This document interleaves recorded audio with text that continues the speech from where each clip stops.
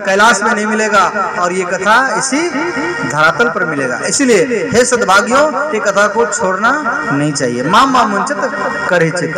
श्रीराधे।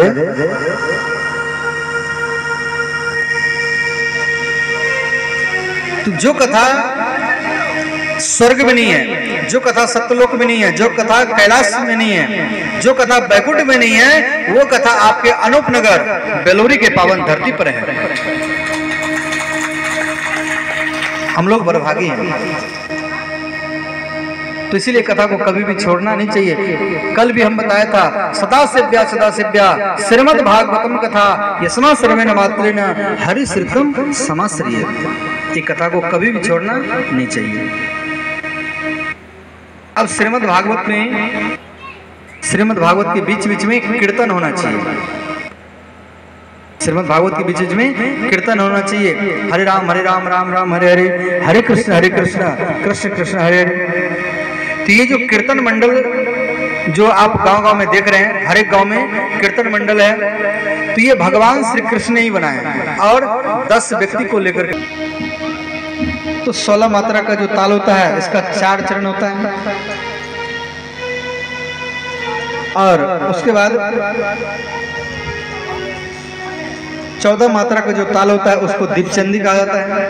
और इसका जो दीपचंदी का बोल है धीना धीना धीदेना तीना तीना तितीना।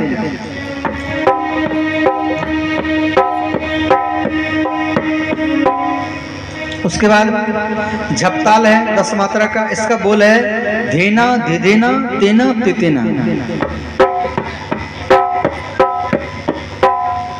उसके बाद कारवा है 8 मात्रा का, इसका बोल है धागे न देना का दीदी।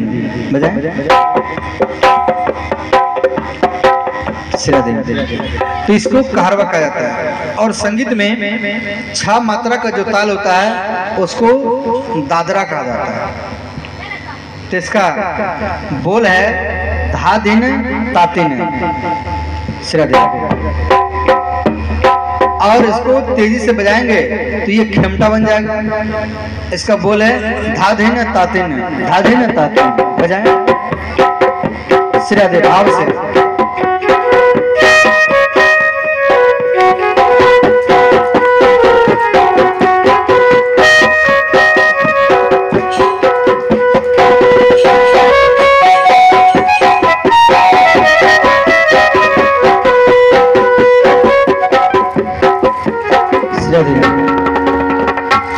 तो ये तो संगीत में तालों के ज्ञाता श्री प्रहलाद जी थे। भगवान श्री कृष्ण के कीर्तन मंडल का प्रथम। तो कांछाधारी च उद्धव, तो उद्धव जी मजीरा बजाते थे। मजीरा समझ आते हैं? मजीरा से राम जी शब्द निकलता है। जैसे आप दया शब्द को उल्टाएंगे तो क्या बनेगा? दया शब्द को उल्टाएंगे तो क्या बनेगा? याद। और मजीरा शब्द को उल्टाइए तो क्या बनेगा? मजीरा। उल्टा कर दीजिए राम जी। तो मजीरा से राम जी ये शब्द निकलता है। तो उद्धव जी मजीरा बजाते थे। बीना धारी सुरसी, तो नारद जी बीना बजाते थे। सुरसी मैंने क्या? ऋषि भी हो और देवता भी हो, इसीलिए कहा गया सुरसी। ब्रह्म ऋषि, ब्राह्मण भी हो और ऋषि भी हो तो ब्रह्म ऋषि। राजर्षि, राजा भी हो और ऋषि भी हो तो राजर्षि। तो इसीलिए कहा गया सुरर्षि। उसके बाद राग करतारो च अर्जुन, तो संगीत में राग होता है। तो रागों के ज्ञाता अर्जुन जी थे। संगीत में राग होता है यमन राग, देश राग, बिहाग राग, कल्याण राग, मेघमल्लाग राग, दीपक राग, केदार राग, भीम पलासी राग, शिवरंजनी राग, यमन राग। तो ये राग है। जो संगीत सीखते होंगे उसको तो मालूम होगा। तो उसके बाद में इंद्रवादी मृदंग, इंद्र जी मृदंग बजाते थे। मृदंग जो होता है वो मिट्टी का होता है। में वृंदावन में ये देखने के लिए ज्यादा मिलता है। आपके समाज में बंगाली लोग रहते हैं, उसके घर में ये मृदंग मिट्टी का, जिसको खोल बोलते हैं लोग, तो मिलता है। जय जय सुकरा देव कुमारा। तो भागवत के बीच बीच में जयकार होना चाहिए, जय हो जय हो। तो ये जयकार क्यों बनाया गया? अब ध्यान देना, भागवत में सभी व्यक्ति पढ़े लिखे नहीं आते हैं। कुछ व्यक्ति पढ़े लिखे हैं तो कुछ मूर्ख भी आए हैं, कुछ बच्चे भी आए हैं तो कुछ बूढ़े भी आए हैं। तो ये भागवत का लाभ सबको कैसे मिले?